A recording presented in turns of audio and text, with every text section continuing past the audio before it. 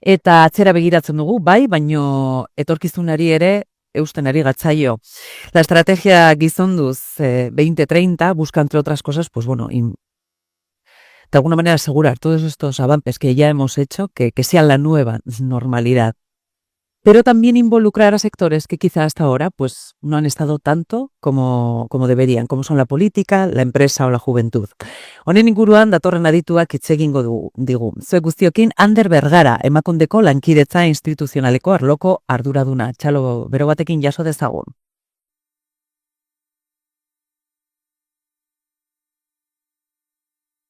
Zurea da hitza, Ander. Eskerrik asko. Bueno, egunon guztioi. Bai.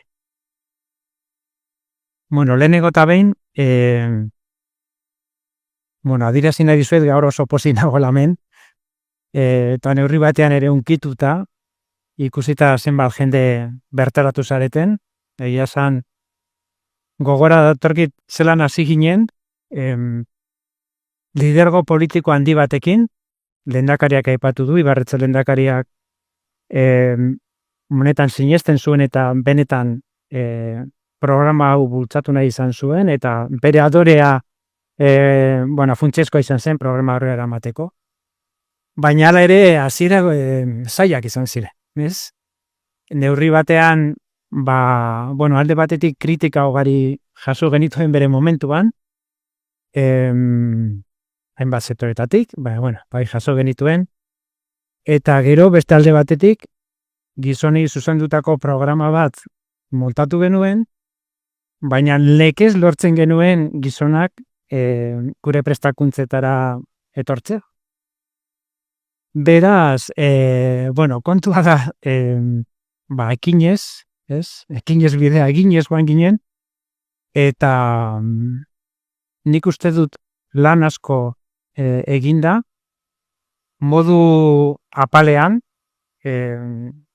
baina esango nukenik etengabe, ez? Eta modu serio batean egina, eta nik uste dut horri esker jauzi bat gertatu dela, ez?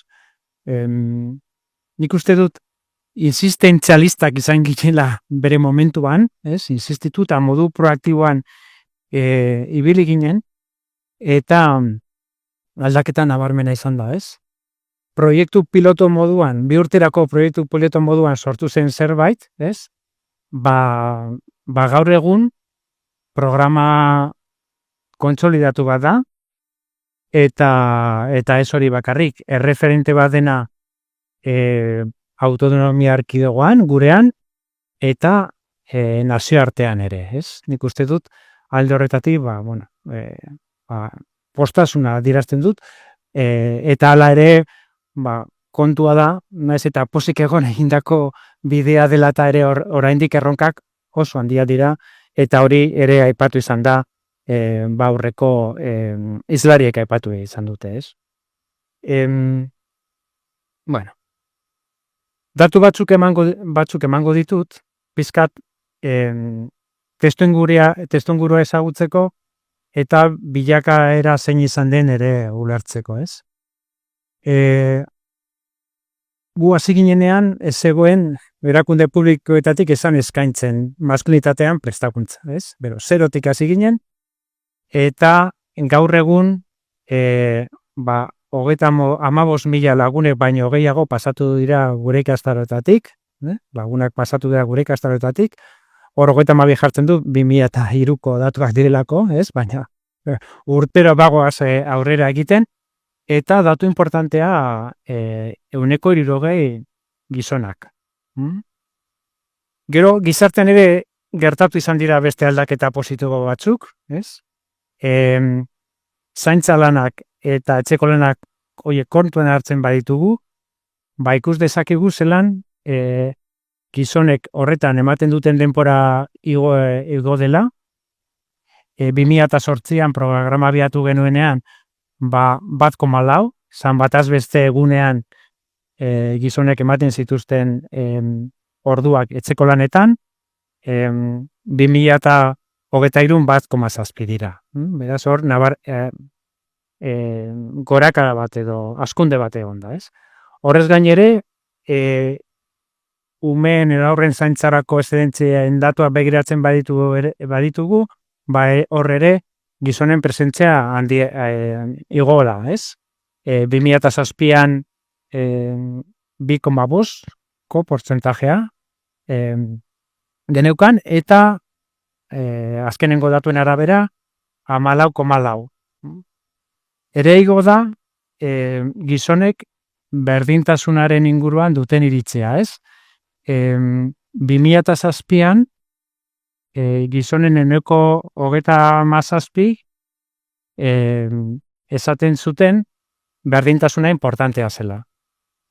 Eta azkenengo datuen arabera, ia gizon guztiek esaten dute berdintasuna importantea dela. Beste kontu bat da, bakoitzak zer ulertzen duen berdintasunaren edukiaren inguruan, ez? Baina, bueno, hor datua nabarmena da, hazkunde nabarmen bat gertatu da. Horrez gainere, nik uste dut nabarmentzekoa dela feminismo mailaren autopertzepzioa zein dan, ez? Bueno, Estriborrek datu batzuk eman ditu, hauek aurreragokoak dira, baina, bueno, lehendakaritzak egin bere momentuan egin zuen inkestaren arabera, batetik 10erako eskala batean, gizonek 6,4 puntutan geratuko zeren bataz beste, eta ez hain urrutu emakumeen datuak kontuan izaten baditugu 7,1 izan zelako puntuazioa. Hemen ere aipatu da, aldaketa ugari gertatu da programa sortu genuenetik, aldaketa juridikoak eta gizarte mailakoak. Juridikoetan, bueno, nik aipatuko nuke nazioartean ere lehenagora aipatu da, batetik nik uste dut Istanbuleko hitzarmena izan dela mugarri bat, hor aipatu egiten da gizonekin lan egin behar dela bereziki, sentsibilizazio eta prebentzio mailan. Trikwik aipatu duen, azaldu duen Europako Kontseiluko 2023ko jarraibideak, horiek ere nik uste dut oso elementu importante edo nik uste dut ibilbide horri bat ere markatzen du, eta azkenik gurean berdintasun lege berriztua aipatuko nukenik, ez? Beraz, juridikoki esan dezakegu egoera asko aldatu dela, gorain gizonekin berdintasunaren alde lan egitea bete behar bat da. Herri aginte guzti bete beharreko zerbait, ez da aukera bat. Eta horrek eskatzen du erakunde guztietan gai hau bai modu espezifikoan, bai modu zeharkakoan lantzea. Azken finean hori bai da genero mainstreamingan.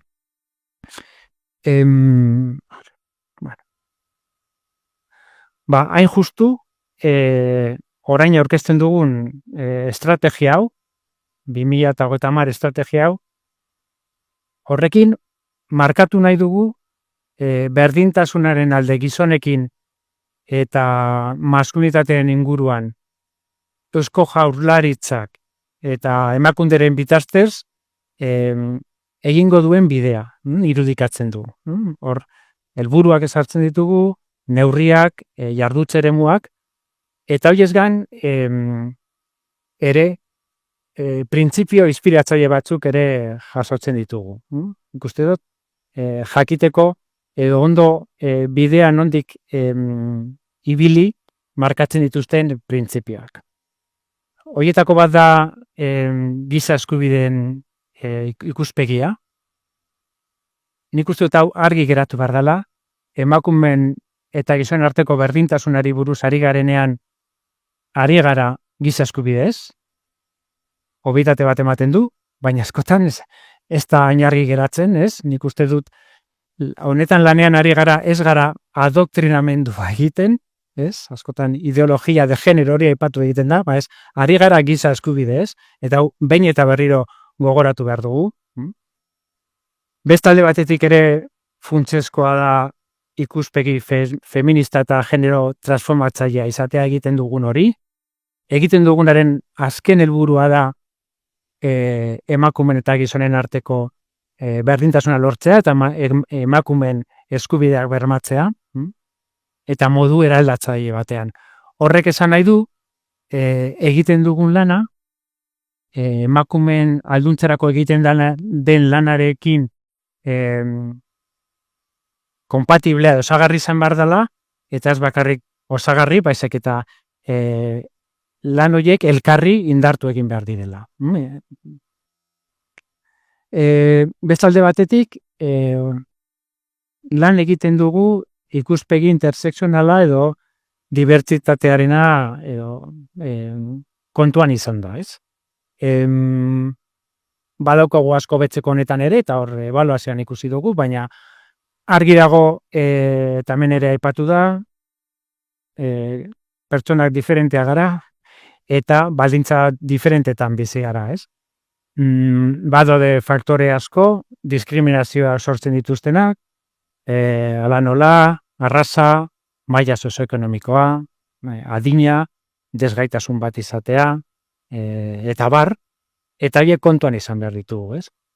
Ez da gauza bera lan egitea funtzionarioekin, edo politikariekin, edo enpresarioekin, edo lan egitea gizarte zerbitzuetako erabiltzaileekin, edo lurraldetatik kanpo dauden gazteekin, eta familia referentziarik ez duten gazteekin, ez? Nik uste dut, hori kontuan izan behar dela, ez dago errezeta bakarra, baizik eta kontuan izan behar dugu ze baldintzetan bizi diren baipatzen ditugun gizonak, mutikoak eta pertsonak orokorrean. Beste ikuspegi importante bada ikuspegi positiboarena, ere hemen aipatu da, guk beti ikuspegi hori defendatu dugu, hasieratik, guretzat gizonen gana hurbiltze hori eta mutikon gana hurbiltzeari modu positiboan egin nahi dugu, entzute aktibotik, empatiatik, eta egin nahi dugu guretzako hori delako biderik eraginkorrena. Emaitza onenak ematen dituena, eta urte askotako esperientzak esaten digu hori, ez? Eta beste ideia bat ere, ikuspegi positibo honi lotuta, dala berdintasunaren alde lan egitea, hemen esan den moduan guztientzako dela onuragarri. Bai gizartearentzat, bai emakumeentzat, azken finean euren alduntzen laguntzen duelako, eta bai gizonontzat ere, ez? Azken finean, berdintasunak gizonak behar ditu, baina gizonok ere berdintasuna behar dugu, nahi badugu garapen pertsonal askeago bat eta osoago bat izan. Zeintzu dira estrategia planteatzen dituen helburuak. 4 helburu espezifiko sartzen ditu.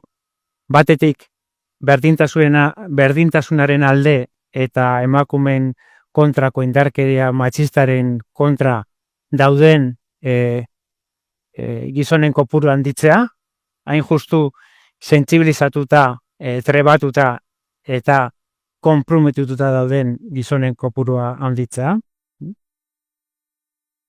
Helburu honi lotuta badaude espero diren emaitza batzuk, besteaz beste jarri dugun erronka 2030 urtean betetzeko da, ea lortzen dugun 25.000 tik gora, 25.000 gizon baino gehiago parte hartzea egiten ditugun prestakuntzetan. Bereziki eragin nahi dugu gazteengan, egoera zaurgarrietan dauden pertsonengan, eta lidergo postuetan dauden gizonengan. Eta zergatik guretzako biztanleriaren segmentoiek estrategikoak direlako, eta transformatzaileak, eraldatzaileak izan nahi badugu, hoietan eragitea importante ikusten dugulako. Beste helburu bat da, maskulinitatearen kutsaren barruan dauden gizonen kopurua txikitzea. Momentu honetan 7 dira, nahiko genuke 5 baino gitxiago izatea. Beste helburua bat da, indarkeria matxista oso larria dela uste dutenen gizonen kopurua handitzea ere. Orain 32 dira, nahiko genuke 80 izatea. Estrategiaren bigarren helburua da, edo lotuta dago, zaintza lanekin eta atzeko lanekin. Erantzunkidetasuna arlo horretan bultzatu nahi dugu, eta gizonen artean zaintzaren etika eta praktika zabaldu nahi dugu. Zaintzari buruz ari garenean ez gara bakarrikari etxeko lanak egiteaz edo zainketa bai jarduera konkretu ez? Zaintzaz ari garenean ari gara etika bati buruz, ari gara bizitza filosofia bati buruz, ez? Non presente izango dugun egiten ditugun gauza guztietan.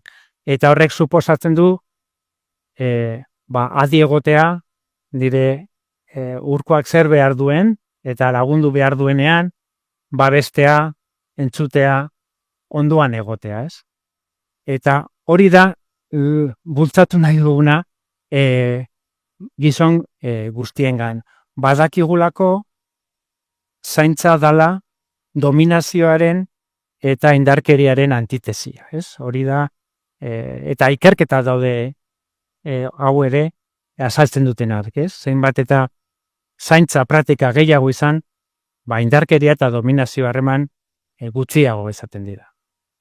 Zeintzu dira hemen markatu ditugun helburuak? Aldi batetik, gizonek bataz beste egunean zaintza lanetan ematen duten denbora handitzea, 2008an autonomia erkidegoak gizonek 1,4 ordu emate zituzten bataz beste zaintza lanetan,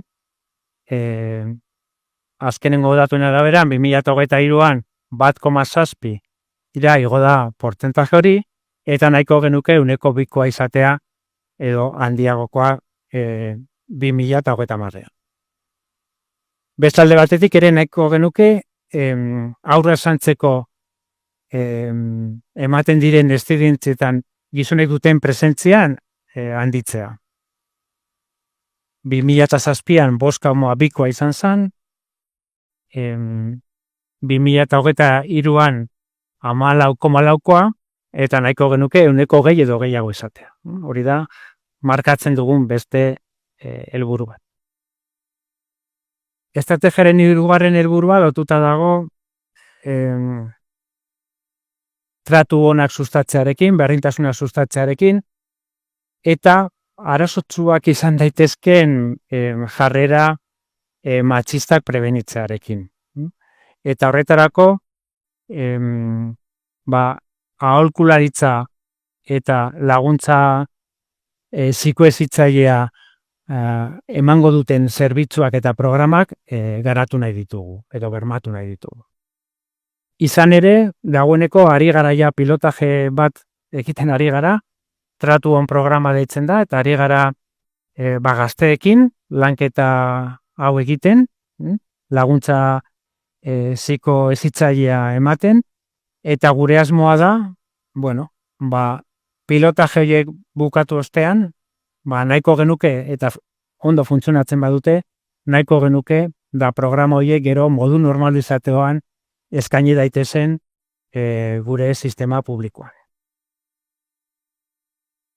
Laugarren helburua da, lehen esan dut, legeak esaten duela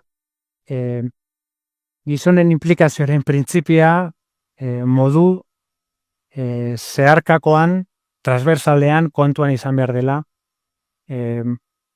politika publikoak egiten ditugunean, ez? Eta horrek eskatzen du, erakundeen implikazioa, ez? Erakunde publikoan implikazioa. Horti doa laugarren helburua, ez? Nahi ditugu, gero eta erakunde publiko zein pribatu gehiago, jarduerak burutzea gizonen berdintasunaren eta maskulinitateen eremuan. Hor, helburu batzuk ere zehaztu ditugu, nahiko genuke Eusko Jaurlaritzaren sailen erdiak behintzat halako lan hildoak izatea, edo halako programak izatea, 3 diputazioek ere halako programak izatea, eta berdintasun zerbitzua duten udalen gutxienez 50%.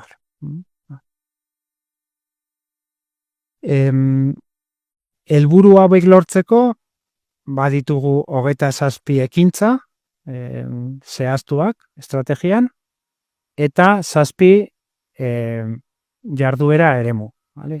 Jarduera eremuak dira sentsibilizazioa, prestakuntza, lankidetza eta aliantzak, internazionalizazioa, aholkularitza, emakumeen kontrako indarkeria prebenitzea eta jakintza sortzea.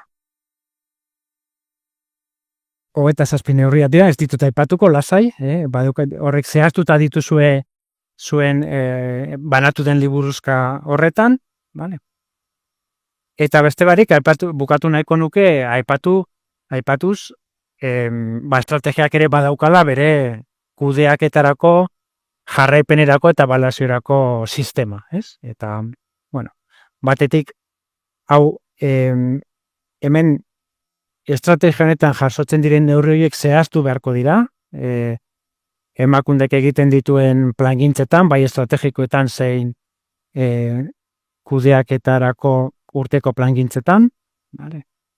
Honek ere eskatzen du baliabide ekonomikoak eta baliabide pertsonalak ere egokiak izatea.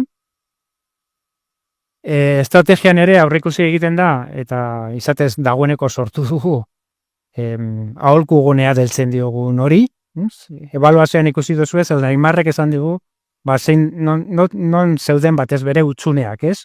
Partaidetzarako espazio horiek sortzean, eta, iaztik sortu genuen gizonduzen aholku gunea, hor ordezkatuak daude hainbestat sektoretako profesionalak, feminismoren mundukoak jakina, LGTBI ere arlokoak, baina badaude ere hezkuntzakoak, polizia eremukoak, udaletakoak, nazioarteko adituak, kirol mundukoak, etorkinenkin lan egiten dituzten taldeak, eta bar. Beraz, sortu dugu talde hau hain justu, nahi dugulako, ikuspegi horiek guztia kontuan izatea estrategia hau garatzeko egingo ditugun plangintzetan eta ekintzetan.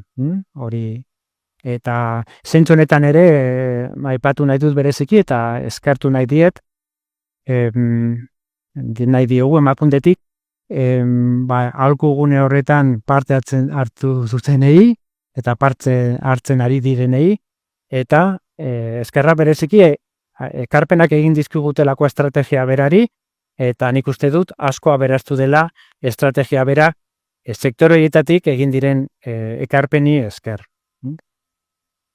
Asmoa dago ere estrategiaren barruan herritarren eta sektore diferenteen proposamena jasotzeko, hori ebaluazioan ere aipatzen da, topatuko ditugu bideak hori kontuan izateko, gaur ere ni bukatu ostean aukera egongo da ere lantaldeak egongo dira, eta guretzat importantea da zuen iritzia jasotzea, hainbat sektoretatik.